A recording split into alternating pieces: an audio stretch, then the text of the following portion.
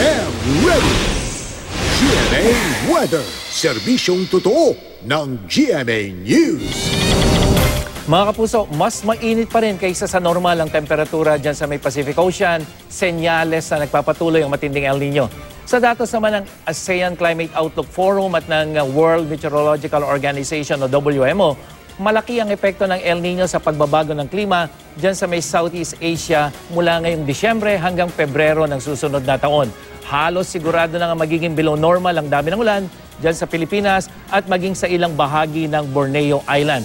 Tinataya ring above normal ang temperatura sa halos buong Southeast Asia kasama na ang ating bansa. Sa forecast naman ng Pag-asa, mahigit kalahati ng Disyembre ang itinuturing na dry day o mababa po yung ulan, lalo na sa may western section, yung kulay brown na nakikita nyo na yan.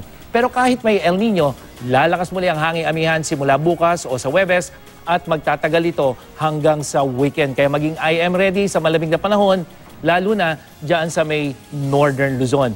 Magdudulot din ang amihan ng matataas na alon sa lahat naman ng seaboards ng northern Luzon. Yan yung western, northern at eastern. At dito sa Metro Manila, na magiging mababa ang tsansa ng ulan, maghapon yan bukas. Pero mga kapuso, ang ating init factor, posibleng umabot ng 38 degrees Celsius.